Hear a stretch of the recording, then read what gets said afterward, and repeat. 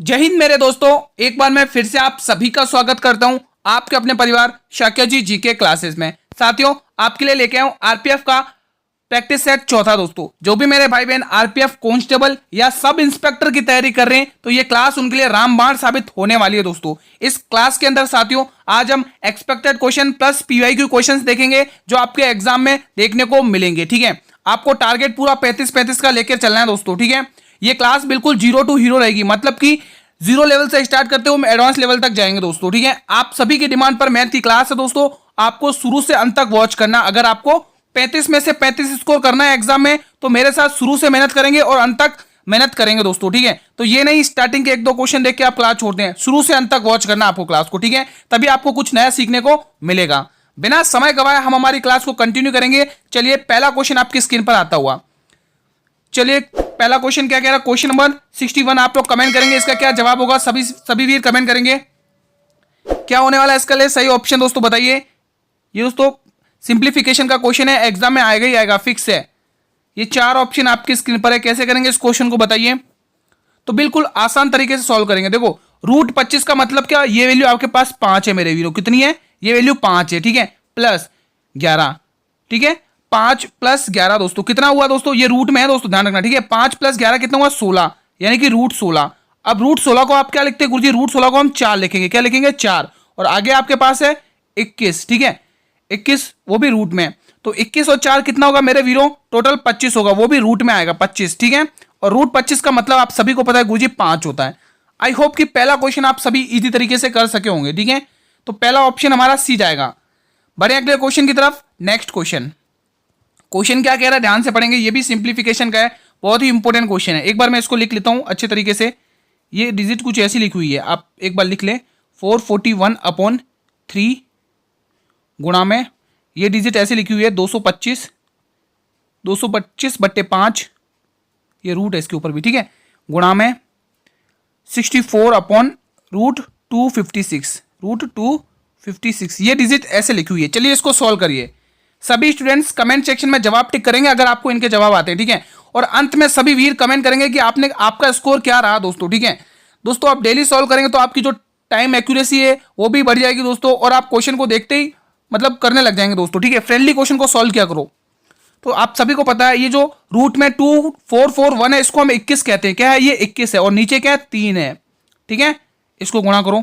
ये 225 क्या रूट के अंदर? 225 किसका स्क्वायर होता है गुरुजी? 15 का स्क्वायर होता है। किसका? 15 का। और रूट नीचे क्या है? खाली 5 है। ठीक है, इसको सॉल्व करो। ये 64 क्या है दोस्तों? 64 एज इट इज आएगा, लेकिन ये रूट में नीचे 256 है, इसे हम क्या लिखेंगे? 16 लिखेंगे। अब इसको सॉल्व कर लो। चलो, आप सभी को पता है गुरुजी 3 एकम 3, तीनों सत्ते 21। ठीक है, 5 एकम 5, 5 तिया 15, 16 एकम 16, 16 चौके 64। ठीक है, अब इनको खाली गुणा करना है बस। 7 तिया 21 और 21 चौके 84, 84 किस ऑप्शन में? स्टूडेंट सभी स्टूडेंट्स डी ऑप्शन को लॉक करें।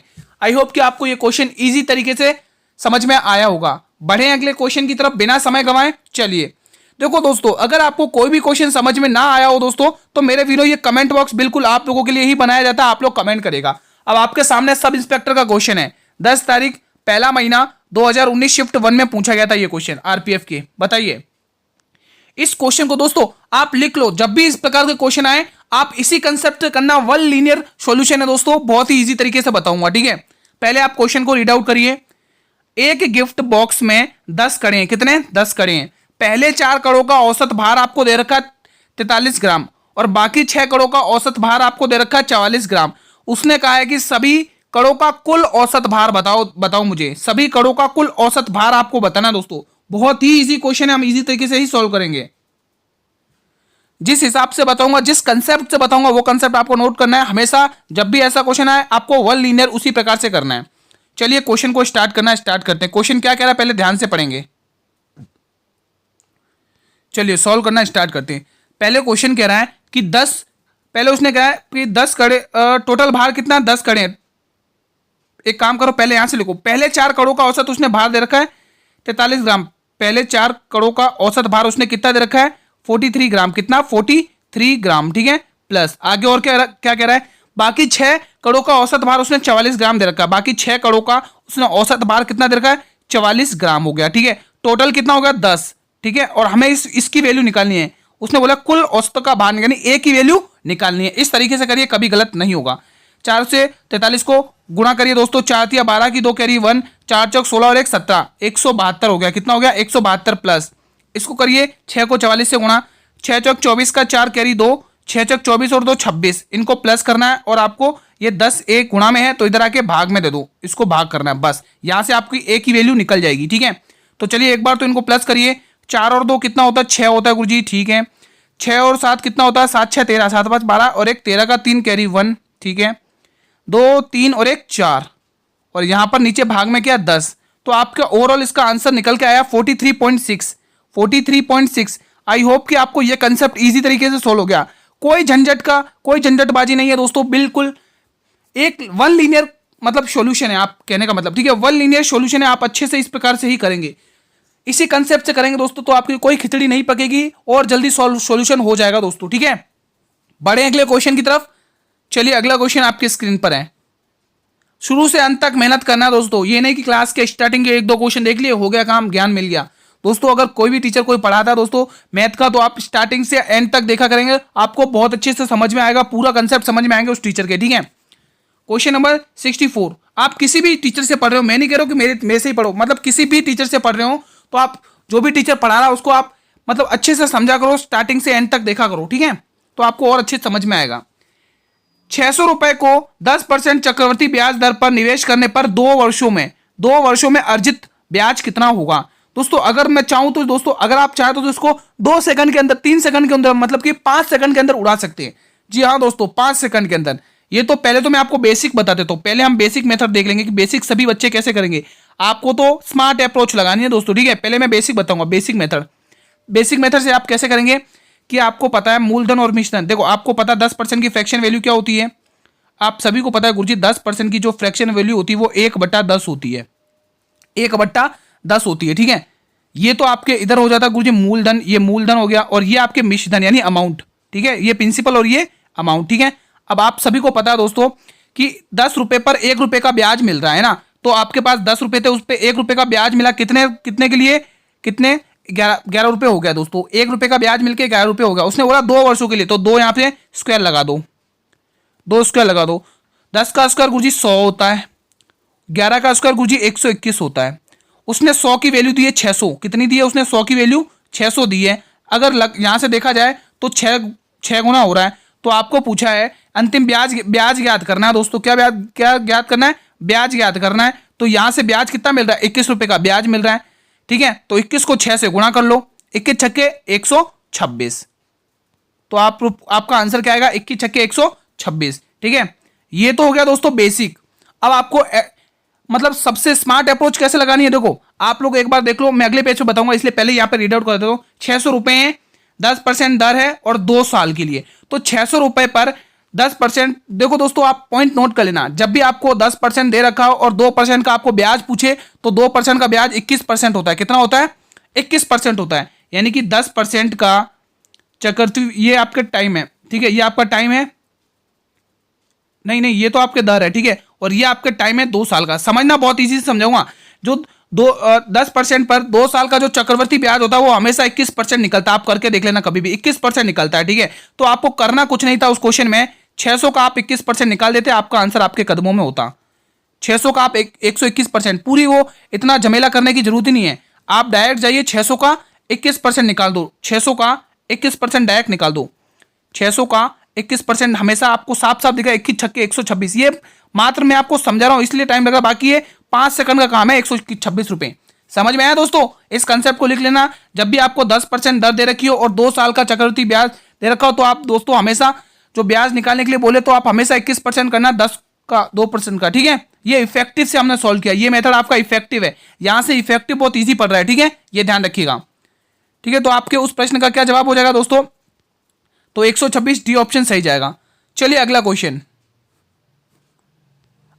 आपकी स्क्रीन पर क्वेश्चन 65, बहुत ही प्यारा सा क्वेश्चन है, कमेंट करिएगा। चलिए सॉल्व करिए दोस्तों। क्वेश्चन क्या कह रहा है? क्वेश्चन कह रहा है पी क्यू आर मिलकर किसी कार्य को, दोस्तों किसी है दोस्तों, किसी आएगा यहाँ पे ना, किसी कार्य को 4 दिन में समाप्त कर सकते हैं। पी क्यू आर जब तीनों मिलते हैं तो वो काम को कितने दिन में समाप्त करते हैं? 4 दिन में। आगे क्या कह रहा है वो पढ़िए। पी और क्यू अकेले उसी कार्य को 8 और 12 दिनों में करते हैं, बिल्कुल सही बात है, आगे बढ़िए। बताएं कि आर अकेला उसी कार्य को कितने दिन में कर सकता है, आर का पूछ रहा है।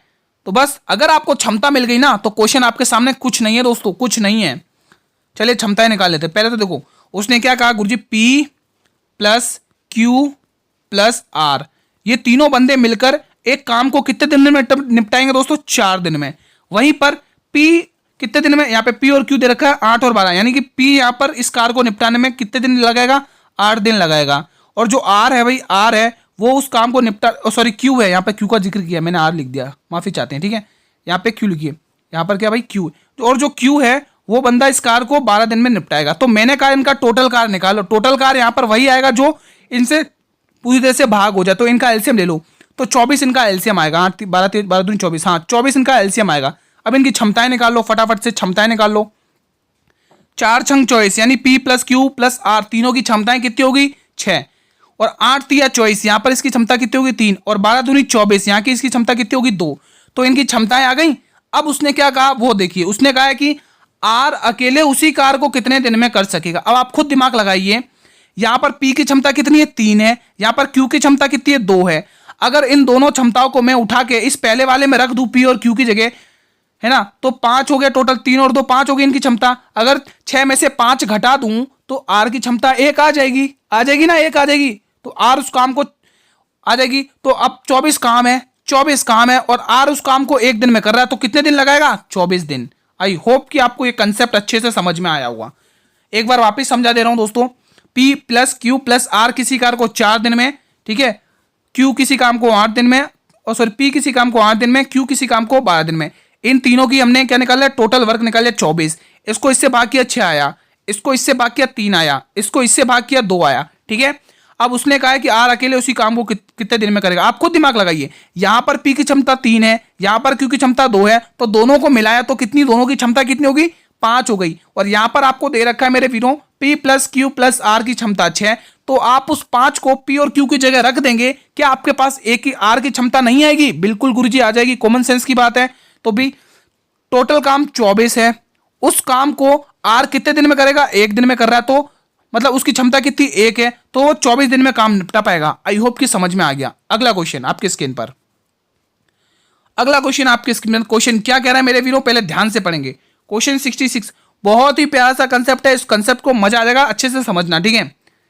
50 किलोमीटर की रफ्तार से चल रही एक ट्रेन 40 किलोमीटर की रफ्तार से विपरीत दिशा से आ रही है। विपरीत बोला है दोस्तों, उसने क्या बोला है, एक ट्रेन तो 50 की रफ्तार से चल रही है, ठीक है, और एक ट्रेन आ रही है उसी दिशा में रफ्तार में 40 की, यानी कि विपरीत दिशाएं हैं दोस्तों। एक मोटरसाइकिल को 12 सेकंड में पार कर देती हैं, 12 सेकंड में पार करती हैं। तो ट्रेन की लंबाई वो भी मीटर में ज्ञात करना है दोस्तों, ध्यान रखना, उसने खुद बोला है मीटर में, और आप सभी को पता है दोस्तों, किलोमीटर से जब अपन मीटर में जाते हैं तो 5/18 से गुणा करते हैं, और मीटर सेकंड से जब आप किलोमीटर में जाते हो तो 18/5 से गुणा करते हैं दोस्तों। इन यूनिट्स में बच्चे बहुत कंफ्यूज रहते हैं, आपको कभी गलत, चलो मैं यहाँ पे कंसेप्ट बता देता हूँ। देखो यहाँ पर मैंने लिखा एक जगह किलोमीटर, ध्यान से समझना, किलोमीटर, किलोमीटर हावर, और यहाँ पर लिखा मीटर पर सेकंड। यहाँ पे बच्चे बहुत कंफ्यूज देखते हैं, मैं कंफ्यूजन दूर कर देता हूँ। देखो आपको पता 18/5 का खेल है, ठीक है। अब देखिए यहाँ से उसने कहा है, देखो ये होती है बड़ी यूनिट, ये लिख लो, ये होती है बड़ी यूनिट, ये बड़ी यूनिट होती है, बड़ी यूनिट, ये क्या होती है मेरे वीरों, बड़ी यूनिट। और ये मीटर पर सेकंड क्या होती है, छोटी यूनिट, छोटी यूनिट, ठीक है, छोटी यूनिट। अब मुझे आप एक बात बताइए कि इस 18 और 5 में से सबसे छोटा कौन है, गुरुजी सबसे छोटा तो बिल्कुल 5 है, और ये 18 बिल्कुल बड़ा है। अब आप देखिए, अगर आपको किलोमीटर से मीटर पर सेकंड जाना है, यानी कि बड़ी यूनिट से छोटी यूनिट जानी है, यानी बड़ी का मतलब 18 और बच्चा क्या 5। जब भी आपको किलोमीटर से मीटर पर सेकंड जाना है तो 18/5, अगर आपको मीटर पर सेकंड से किलोमीटर जाना है, यानी छोटी से बड़ी पर जाना है, तो छोटी क्या है इन दोनों में से, गुरुजी 5 है, और बच्चा क्या 18। बस कंफ्यूजन दूर, इसी तरीके से आपको सॉल्व करना है वो क्वेश्चन, ठीक है। चलिए उस क्वेश्चन पर आ जाते हैं। चलिए बताइए, इस क्वेश्चन को आप सॉल्व करते हैं, ठीक है।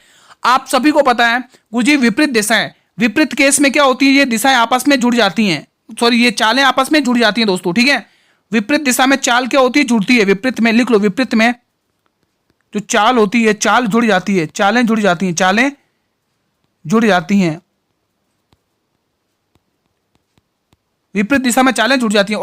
और दोस्तों और अगर एक समान दिशा में हो दोस्तों, मतलब एक ही दिशा में चालें घट जाती हैं, एक ही दिशा में चालें घट जाती हैं, एक ही दिशा, अगर एक ही दिशा में हो तो चालें क्या हो जाएगी, चालें घट जाएंगी। मैं यहाँ पे ब्लैक पेन से लिख देता हूँ ब्लू पेन से, चालें घट जाएंगी, चालें घट जाएंगी।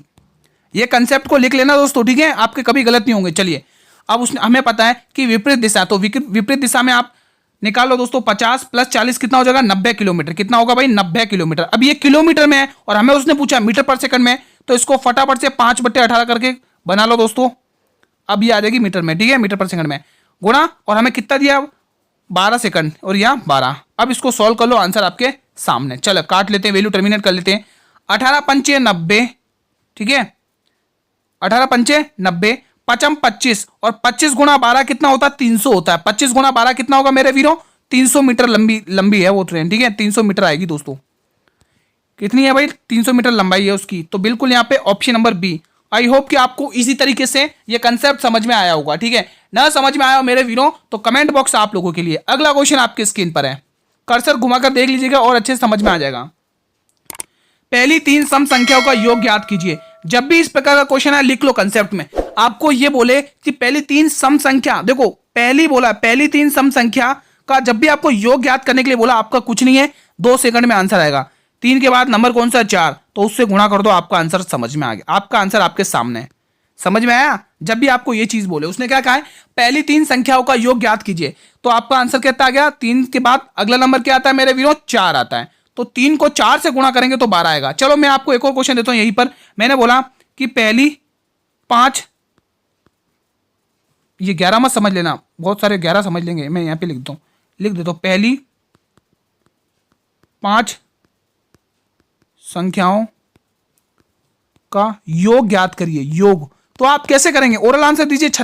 5 अंक 30, ठीक है, 5 के बाद अगला नंबर क्या है, 6, तो 5 × 6 कितना हो जाएगा, 30 आ जाएगा। समझ में आया दोस्तों कैसे करना है, समझ में आया। आई होप कि आपको समझ में आ गया होगा दोस्तों, ठीक है। अगर समझ में आ गया मेरे वीरों तो मेरे इस क्वेश्चन का जवाब आप लोग कमेंट बॉक्स में देंगे, होमवर्क में।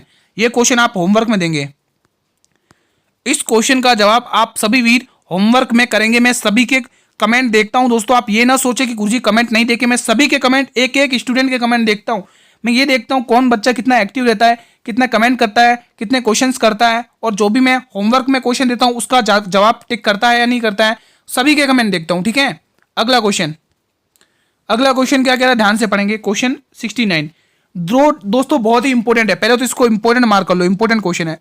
अक्सर बच्चे गलत करते हैं लेकिन आपको गलत नहीं करना है। 2 ट्रेनें ए और बी एक सीधी रेखा पर 155 किलोमीटर पर हैं, ठीक है, एक सीधी रेखा उस पर, चलो बना लेते हैं, उसने जैसा कहा तैसा कर लेते हैं। ये एक अपनी सीधी रेखा हो गई, ठीक है। यहाँ की कितनी दूरी कितनी है भाई, 155 किलोमीटर। कितनी है भाई, 155 किलोमीटर, 155 किलोमीटर, ठीक है। आगे बढ़ते हैं, चलिए क्वेश्चन क्या कह रहा है आगे। एक ट्रेन ए है, वो सुबह 7 बजे बी की ओर 20 किलोमीटर की गति से चलती है। मतलब ये एक ट्रेन है ए और यहाँ एक ट्रेन है बी, ठीक है। यहाँ एक ट्रेन ए, यहाँ एक ट्रेन बी, यहाँ बज रहे अभी 7, कितने बज रहे मेरे वीरों, 7 बज रहे, कितने बज रहे मेरे वीरों, 7 बज रहे। वो एक ए सुबह 7 बजे बी की ओर कितने की स्पीड से जा रही है, 20 किलोमीटर की गति से। कितने की, 20 किलोमीटर की गति से जा रही है, 20 किलोमीटर की गति से किसकी ओर, बी की तरफ जा रही है, मतलब बी की तरफ, ठीक है। आगे बढ़ो, दूसरी ट्रेन बी, ये जो दूसरी ट्रेन बी, ये इधर ए की तरफ जा रही है, बी की तरफ जा रही है। दूसरी ट्रेन बी सुबह 8 बजे ए की ओर 25 किलोमीटर की गति से जा रही है। यानी ये यहां से कितनी बजे आ रही है, सुबह 8 बजे। यहां पर 8 बजे का टाइम लिख लो, ये 8 बजे चल रही है और कितने किलोमीटर चल रही है मेरे वीरों, 25 किलोमीटर।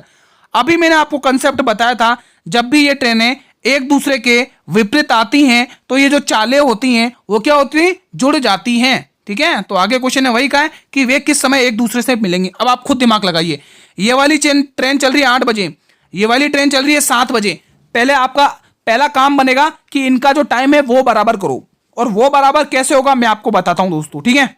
और वो टाइम दोस्तों ऐसे बराबर होगा, ध्यान से सुनिए। देखिए पहले आप इसको 8 बजे तक चलाइए, यानी कि 7 बजे 1 घंटा और चलाइए, यानी यहां तक चलाइए, 1 घंटा और चलाइए इसको, तो 20 किलोमीटर 1 घंटे में दूरी कवर करेगी, है ना। 1 घंटे में वो देखो इसकी चाल क्या है, 20 किलोमीटर से चल रही है, तो ये 1 घंटे में कितनी दूरी करेगी, 20 किलोमीटर। तो आपको 155 में से 20 किलोमीटर घटा देना है। 155 में से 20 किलोमीटर आप लोग घटा देंगे, यहां से घटा दो 20 किलोमीटर, 155 में से घटा दो 155 में से आपको कितने 20 किलोमीटर घटा देना है। अब आपके पास जो पूरी चाल मतलब जो दूरी बचेगी वो आपके पास 135 की आ जाएगी। ठीक है, अब देखो 135 की आ गई। अब ये भी देखो, अब दोस्तों ये भी 8 किलोमीटर मतलब कि 8 बजे चालू हो गई, यहाँ पर 8 बजे हो गए और ये भी 8 बजे चल रही है। तो अब दोनों की दोस्तों मैंने अभी आपको बताया था कि दोनों की चालें क्या हो जाएंगी, जुड़ जाएंगी दोस्तों। ठीक है, और आप सभी को पता है दोस्तों, अपन वो स्पीड बराबर क्या होता है, स्पीड बराबर डिस्टेंस अपॉन टाइम, यानी चाल बराबर समय दूरी बट्टे समय होता है, चाल बराबर दूरी बट्टे समय होता है। ठीक है, अब आपको फॉर्मूले में वैल्यू पुट करनी है और कुछ नहीं। अगले पेज पर हम सॉल्व कर लेंगे इसको, यहाँ पर स्पेस कम बच रहा, हम अगले पेज पर सॉल्व कर लेते हैं। ठीक है, चलिए अगले पेज पर सॉल्व कर लेते हैं। यहाँ पर देख आप एक बार चाहें तो पढ़ लो। ठीक है, कंसेप्ट समझ में आ गया, अब हम इसका सॉल्यूशन आगे कर रहे हैं। मेन खाली कंसेप्ट था। ठीक है, आप सभी को पता है। अब मेन 135 बट्टे, अब आपको करना कुछ नहीं है, निकालनी है आपको समय दूरी निकालनी है ना, तो आपको पता है 135 बट्टे और उनकी जो चालें हैं आपस में जुड़ जाएंगी 45। यहाँ से आपकी क्या निकलेगी, डिस्टेंस निकलेगा। कितना निकलेगा, डिस्टेंस। ठीक है, चलो कर लो, 5 की टेबल से काट लो, 5 दूनी 10, 5 दूनी 10, 3 बचेगा, 5 सत्ते 35 और 5 नम 45। ठीक है, 5 नम 45। अब इसको काट लो, 9 तिया 27, कितना आएगा दोस्तों, 9 तिया 27, यानी 3 घंटे आ गए। यहाँ से कितने आ गए भाई, 3 घंटे। तो आपको पूछा 8 बजे के बाद वो 8 बजे कितने समय मिलेगी, तो 8 बजे में आपको 8 बजे में प्लस 3 घंटे और करना है, 3 घंटे। तो आपके टोटल घंटे कितने हो गए भाई, 11 घंटे। मतलब कि 8 बजे में 11 जोड़ 3 जोड़ लो, 8 9 10 11, यानी कि वो 11 बजे आपस में मिलेंगी दोस्तों, 11 AM पर आपस में मिलेंगी। ये कंसेप्ट आपको ध्यान में रखना है। तो ऑप्शन नंबर आपका कौन सा आ रहा है, 11, यानी कि आपका ऑप्शन नंबर ए आ रहा है। आई होप कि आपको ये क्वेश्चन समझ में आया होगा दोस्तों अच्छे से। ठीक है, ना समझ आया थोड़ा सा कर्सर पीछे करिए, वापस कंसेप्ट को रिवीजन करिए। ठीक है, अच्छे से समझ में आ जाएगा। अगला क्वेश्चन आपकी स्क्रीन पर है। चलिए क्वेश्चन नंबर 70 क्या कह रहा है, बहुत ही इजी तरीके से सॉल्व करेंगे दोस्तों। इसका जवाब भी दोस्तों 5 सेकंड के अंदर आएगा। हाँ दोस्तों, ये भी पॉसिबल है कि आप 2 सेकंड के अंदर भी आप आंसर निकाल सकते हैं। आंखों में आंखें, विदाउट यूजिंग पेन या पेंसिल आप इसका आंसर निकाल सकते हैं। ये भी पॉसिबल है गुरुजी, जी हाँ दोस्तों पॉसिबल है। कैसे पॉसिबल है मैं आपको अभी प्रूफ करता हूं। ठीक है, आपको पता है आंखों में सोल्व करना है, 4 दूनी 8 होता है और 3 दूनी 6 होता है, 17 6 23, 23 किस में हो रहा है, यहाँ पे ऑप्शन गलत दे रखा है, बाकी 23 यहाँ पे ऑप्शन गलत है दोस्तों, बाकी 23 आपका यहाँ पर आएगा आंसर। चलिए पूरा सॉल्व करके बताते हैं। ठीक है, 23 आएगा दोस्तों, आपके आंसर आएगा। मैं आपको बता देता हूँ क्या आएगा। नीचे भी आप देख सकते हैं, 2 दूनी 4, 2 और 5 दूनी 10, 28, 23/28 आंसर आएगा। चलो करके देख लेते हैं। ठीक है, चलिए आपको पता है इसको जब 4 को आप 8 से भाग करोगे तो 2 आएगा। कितना आएगा आप सभी को पता है, कितना आएगा, 2 आएगा। ठीक है, और गुणा में 3 दे रखा है और यहाँ पर भी यही कंडीशन बनेगी। 2 को आप 4 से जब आप भाग करोगे तो 2 दूनी 4 आएगा। कितना आएगा, 2 दूनी 4 और यहाँ पे गुणा में 5 दे रखा है। ठीक है, अब आप इसको और सोल्व करिए। 3 दूनी कितना होता है, 6 होता है और 5 दूनी कितना होता है, 10 होता है। ठीक है, तो 17 प्लस 3 दूनी 6। ठीक है, और इधर देख लो 18 प्लस और 5 दूनी 10। ठीक है, ये हुआ। अब यहाँ पर मैं एरो करके यहाँ पर कर रहा हूँ। ठीक है, देखो 17 और 6 कितना होता है, 23 होता है। ठीक है, और 10 और 18 और 10 कितना होता है, 28 होता है। तो 23/28 आंसर आएगा। ठीक है, ई ऑप्शन और ले लो अगर आप चाहो। ठीक है, 23/28 इसका आंसर आएगा, 23/28 ये आपका आंसर सही होगा। ठीक है, थोड़ा मतलब मिस प्रिंट हुआ है लिखने में, बाकी आपका ये आंसर बिल्कुल सही है। चलिए अगला क्वेश्चन देख लेते हैं। क्वेश्चन नंबर 71, एक घनाभ का आयतन 3600 सेंटीमीटर क्यूब है। यदि घनाभ की लंबाई और चौड़ाई इतनी दे रखी है 20 और 12 सेंटीमीटर, तो घनाभ की ऊंचाई क्या होगी। आप सभी को पता है दोस्तों, आयतन दे रखा है आपको, आप सभी को पता है घनाभ का आयतन। लिख लो, ये फॉर्मूला नोट कर लेना। घनाभ का आयतन वॉल्यूम ऑफ क्यूबॉइड है ना, घनाभ का आयतन वॉल्यूम ऑफ क्यूबॉइड, घनाभ का आयतन, घनाभ का जो आयतन होता है, घनाभ का जो आयतन होता है वो क्या होता है गुरुजी, लंबाई गुणा चौड़ाई, length multiply breath multiply height गुणा ऊंचाई। ठीक है, ये आपको फॉर्मूला लगाना है। ठीक है, ये आपको फॉर्मूला लगाना है। लेकिन आपको पता है घनाभ का आयतन उसने कितना दे रखा है गुरुजी, आयतन उसने दे रखा है 3600। कितना दे रखा है मेरे वीरों, 3600। और आपको लंबाई और चौड़ाई कितनी दे रखी है गुरुजी, 20 गुणा और 12 गुणा और हाइट आपको निकालनी है, हाइट मतलब ऊंचाई। ठीक है, ये आपको वैल्यू निकालनी है। चलिए दोस्तों वैल्यू टर्मिनेट कर लो, वैल्यू टर्मिनेट का खेल है। देखो 0 से 0 गया। ठीक है, 2 एकम 2 और 2 की टेबल से काटो, ये 180 बार जाएगा।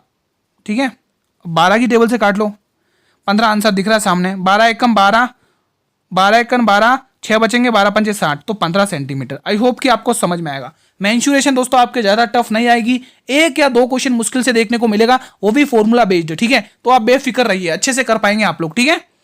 चलिए अगला क्वेश्चन आपकी स्क्रीन पर है। क्वेश्चन 72वां क्या कह रहा है, एक खिलौने का मूल्य 1470 था, यानी कि अंकित मूल्य दे रखा है। यदि कुछ 16% की छूट थी तो खिलौने का अंकित मूल्य ज्ञात कीजिए।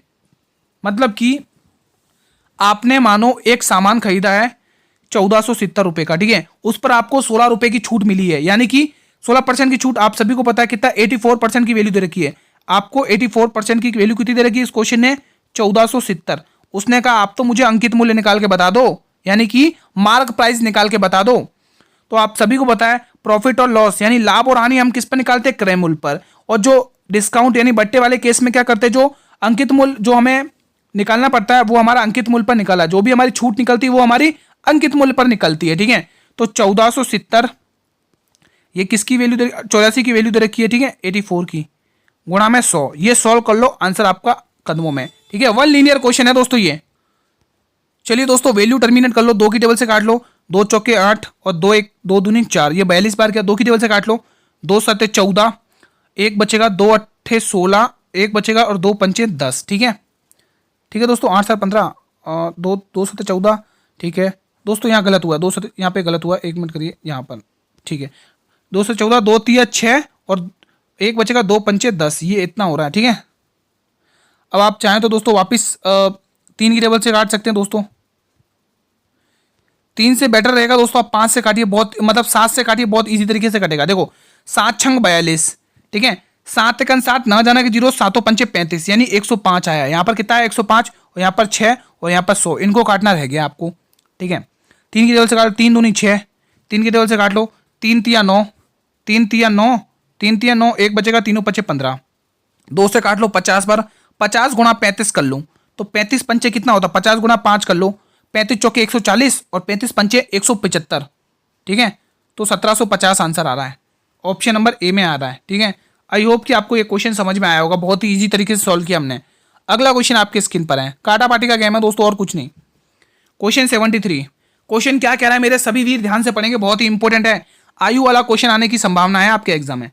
एक व्यक्ति और उसके पुत्र की औसत आयु 56 है, उनकी आयु का अनुपात 11:5 है, तो पुत्र की आयु ज्ञात करिए। आयु वाले 2 क्वेश्चन में लेके आया हूं, इंपॉर्टेंट क्वेश्चन, ठीक है।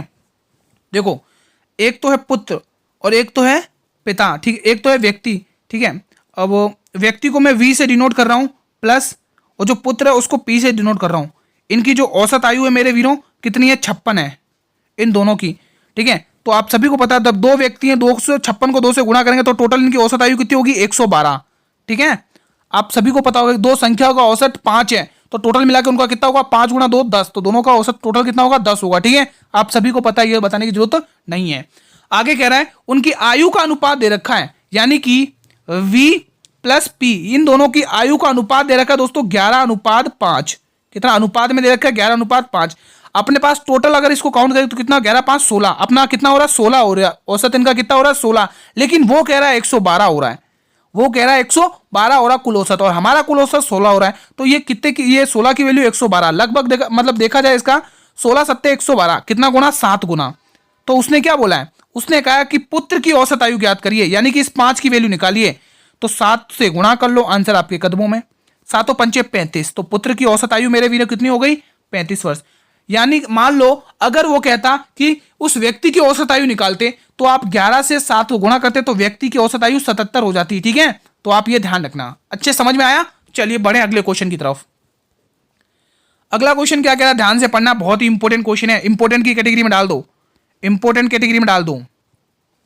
राम और श्याम की वर्तमान आयु का अनुपात 7 और 8 है, 9 वर्ष बाद यह अनुपात 8 और 9 हो जाएगा, फ्यूचर की बात हो रही है। तो राम और श्याम की वर्तमान यानी प्रेजेंट की आयु बताइए आप तो मुझे।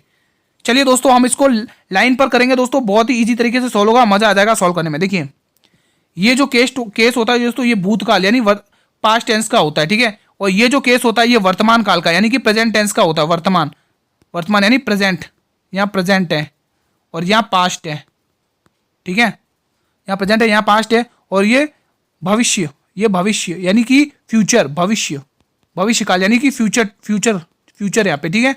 अब देखिए उसने क्या कहा है कि वर्तमान आयु का अनुपात, वर्तमान बोला यानी कि कितना दे रखा है, 7:8 दे रखा है उसने वर्तमान, ठीक है गुरुजी बिल्कुल सही है। 9 वर्ष बाद, कितने वर्ष बाद, 9 वर्ष बाद उनका अनुपात 8 और 9 हो जाएगा, यानी कि भविष्य की बात कर रहा है, 9 वर्ष बाद बोल रहा है। अब आप खुद दिमाग लगाइए, खुद कॉमन सेंस लगाइए गुरुजी। यहां पर तो आप मान लो एक बच्चा, उसकी आयु 7 वर्ष है, तो अगले एक मतलब 9 वर्ष बाद वो बता रहा है कि 8 हो जाएगी। यहां पर कितना बढ़ रहा है, 1 रेशियो बढ़ रहा है, अपनी तरफ से कितना बढ़ रहा है, 1 रेशियो बढ़ रहा है। उसने कहा 1 रेशियो नहीं 9 रेशियो बढ़ रहा है 9 साल बाद, यानी इस 1 की वैल्यू मेरे वीरों क्वेश्चन ने 9 साल दे रखी है। कितनी, आपको 1 रेशियो की वैल्यू 9 साल पता चल गई। अब आपको क्वेश्चन ने क्या कहा है कि राम और श्याम की वर्तमान आयु, तो यहां पर 7 से गुणा, 9 को भी 7 से गुणा करेंगे और 8 को भी 9 से गुणा करेंगे, तो इनकी 9 7 63 और 9 8 72, 63 72 किस ऑप्शन में, सी ऑप्शन में। आई होप कि आपको अच्छे से कंसेप्ट समझ में आया होगा।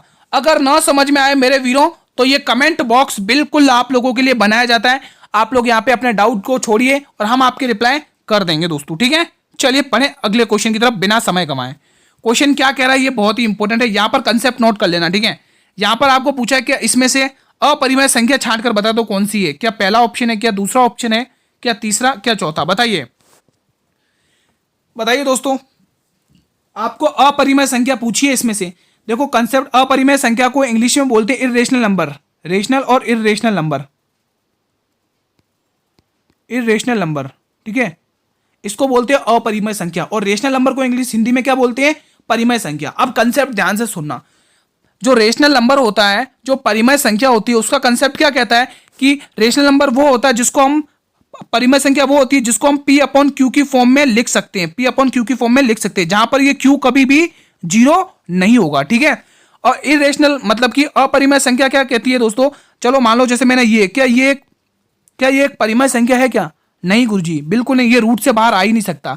मेन मोटा मेरा हिसाब कहने का ये मतलब है कि आप लोग अगर कोई भी संख्या रूट में है, ठीक है, और वो बाहर रूट मतलब उसका पूरा रूट नहीं निकल रहा है, जैसे यहाँ पे अगर मैं 2 3 की जगह 4 लिखता तो ये पूरी परिमेय संख्या होती, क्योंकि रूट बाहर आता, मान लो जैसे मैंने ये संख्या दी है 4, मैंने बोला कि ये परिमेय है या अपरिमेय, तो आप क्या करते गुरुजी ये रूट से बाहर आ रही है, 2 बन रहा है और 2 के नीचे 1 लिखेंगे तो हमारी ये परिमेय संख्या बन जाएगी, क्योंकि हम P/Q की फॉर्म में लिख सकते हैं। तो अब आप खुद देखिए, क्या 2/3 को लिखना जरूरी है, ये तो पहले से ही परिमेय संख्या है, क्योंकि ये तो पहले से ही P/Q की फॉर्म में है, ये 11/8 भी पहले से ही P/Q की फॉर्म में है, तो ये भी परिमेय संख्या है।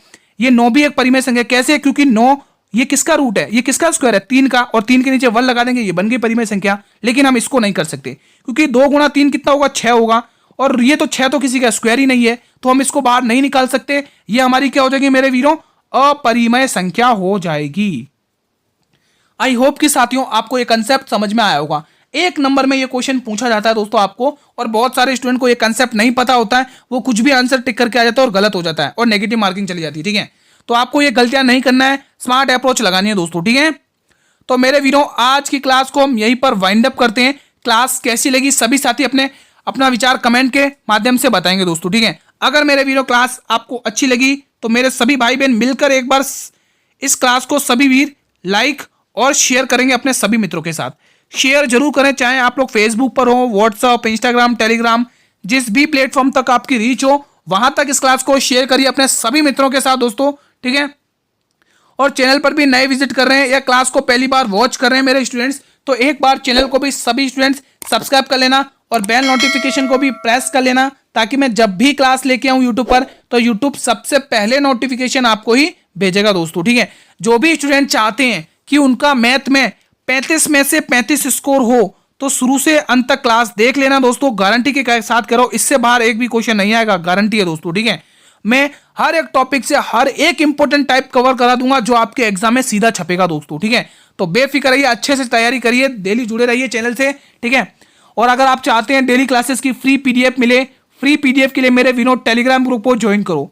जल्दी से जाइए, वीडियो के डिस्क्रिप्शन बॉक्स में टेलीग्राम ग्रुप का लिंक दिया हुआ, जल्दी से ज्वाइन करिए और आपको हर क्लास की फ्री पीडीएफ मिल जाएगी। आप अच्छे से पढ़िए, ठीक है।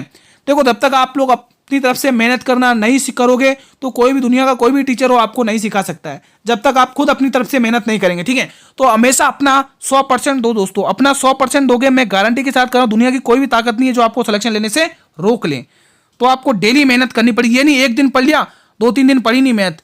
तो दोस्तों मैथ ऐसी है दोस्तों, 2-3 दिन पढ़ोगे नहीं तो उसको घमंड आ जाएगा दोस्तों, इस बात का ध्यान रखना, ठीक है। तो आपको डेली मेहनत करनी है, ठीक है। तो साथियों हमारा टाइम डेली 8 PM रहता है, आप लोग देखो 8 PM रहता है हमारा डेली टाइम। अब आप लोग मुझे कमेंट करके ये बताओ कि आपने इस क्लास में कितने क्वेश्चन सही किए। मेरे सभी भाई बहनों से रिक्वेस्ट है कमेंट करें कि आपका क्या स्कोर रहा, कितनी आपकी टाइम कैलकुलेशन स्पीड बढ़ी, कितनी घटी, ये कुछ आप लोग शेयर किया करें, कमेंट किया करें दोस्तों, ठीक है।